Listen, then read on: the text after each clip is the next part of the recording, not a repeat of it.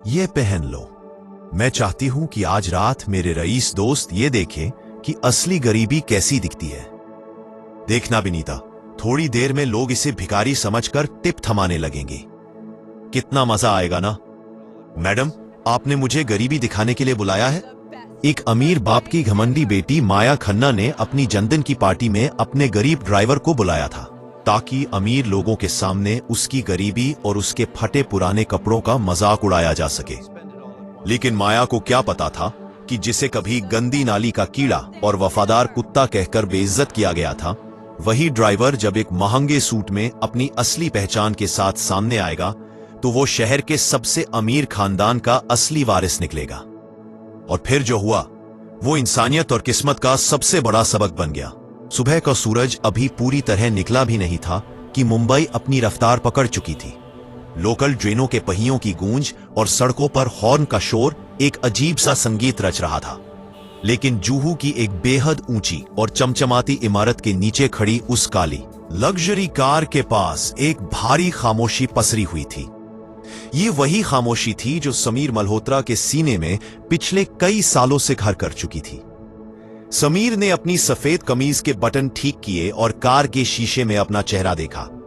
कभी इसी चेहरे पर अरबों का गुरूर हुआ करता था। आज उसी चेहरे पर मजबूरी की एक हल्की सी परत थी, लेकिन आंखों की चमक अब भी वैसी ही थी, तेज और गहरी। उसे अपने पिता विजय मल्होत्रा की वो बात याद आ गई, बेटा दौलत तो हाथ की मैल है, आती जाती रहेगी, लेकिन जिस दिन इंसान अपना स्वाभिमान खो देता है उस दिन वो जिंदा होकर भी लाश बन जाता है। ये याद आते ही समीर का गला भर आया। तभी कोठी के भारी दरवाजे खुलने की आवाज आई। माया खन्ना बाहर निकली, ऊंची सैंडल, आंखों पर महंगा चश्मा और चेहरे पर वो अहंकार जो अक्सर जरूरत से ज्यादा पैसे के साथ मुफ्त में मिल जाता है। समीर, कहां मर गए? माया की तीखी आवाज हवा को चीरती हुई आई। समीर ने तुरंत झुककर कार का दरवाजा खोला। जी मैडम, सब तैयार है। माया ने कार में बैठने से पहले समीर को ऐसे देखा जैसे वो कोई इंसान नहीं बल्कि रास्ते में पड़ा कोई कचरा हो। तुम जैसे लोगों से और उम्मीद भी क्या की जा सकती है? तुम लोग सिर्फ जीना जानते हो, इज्जत से रहना नहीं। समीर के हाथ स्टीयरिंग पर जम गए, मुट्ठियां भींच गई, माथे की नसें उभर आई। उसका मन किया कि पलटकर जवाब दे, लेकिन पिता का चेहरा उसकी आंखों के सामने आ गया। उसने कड़वाहट को निगल लिया। माफ कीजिए मैडम, आगे से ध्यान रखूंगा, उसने धीमी आवाज में कहा। गाड़ी सड़क पर दौड़ने लगी। माया हंसते हुए बोली, छोड़ो ना विनीता, ये ड्राइवर्स भी अजीब होते हैं, ना शक्ल ना अक्ल। भगवान ने इन्हें बनाया ही इसलिए है ताकि ये हमारी गुलामी कर सके।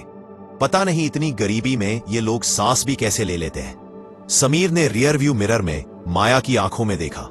माया को लगा वो सिर्फ एक नौकर को देख रही है, लेकिन उसे जरा भी अंदाजा नहीं था कि वो एक सोए हुए शेर को जगा रही है। समीर ने मन ही मन खुद से वादा किया, मेरा वक्त भी आएगा।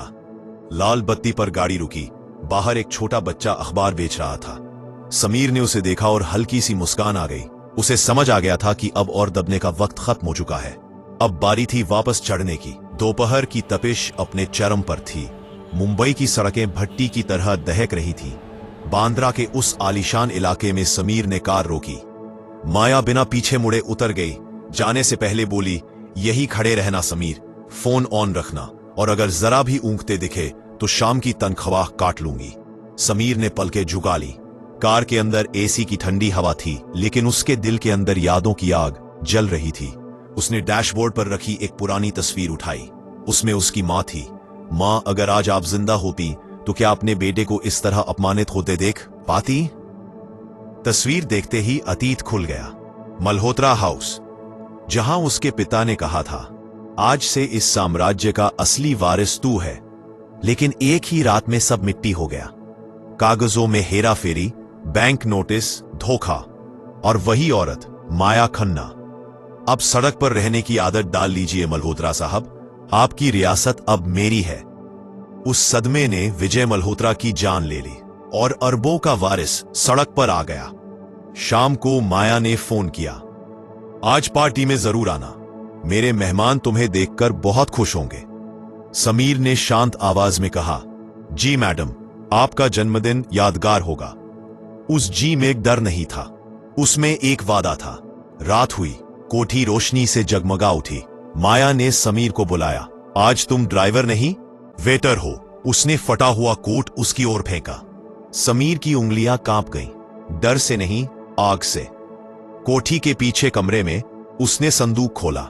नीला सूट, वही सूट जिसे पहनकर उसने लंदन से MBA की डिग्री ली थी। आईने में देखा, कंधे सीधे थे, नजरें शांत थी। आपने मुझे गरीबी दिखाने के लिए बुलाया था, अब मैं आपको आपकी असलियत दिखाऊंगा। अचानक पार्टी हॉल के दरवाजे खुले। नीले सूट में समीर अंदर दाखिल हुआ। पूरा हॉल खामोश। माया के हाथ से शैंपेन का गिलास गिर गया। भीड़ में से एक बुजुर्ग आगे आए। ये विजय मल्होत्रा का बेटा है, मल्होत्रा साम्राज्य का असली वारिस।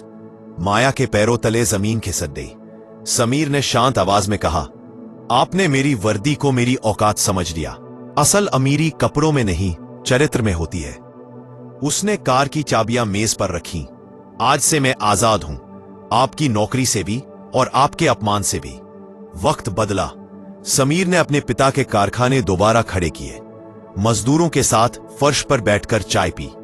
और माया, उसकी आलीशान कोठी बिक गई। एक दिन बारिश में बस स्टॉप पर समीर ने उसे थरथराते देखा। अगर चाहे तो छोड़ दूं, समीर ने कहा। माया की आंखें भर आई। मैंने तुम्हें मिट्टी समझा, तुम सोना निकले। समीर मुस्कुराया। आज आप मुझे दुश्मन नहीं, बस एक थका हुआ इंसान लगती है। कहानी यही खत्म नहीं होती, क्योंकि सबसे बड़ी जीत वो नहीं जहां दुश्मन हार जाए, बल्कि वो है जहां इंसान का चरित्र जीत जाए। दोस्तों, ये कहानी हमें सिखाती है कि किसी इंसान की कीमत उसकी वर्दी या दौलत से नहीं, बल्कि उसके स्वाभिमान और इंसानियत से होती है। अगर कहानी अच्छी लगी हो तो लाइक करें, शेयर करें और कमेंट में जरूर बताइए आप ये कहानी कहां से देख रहे हैं।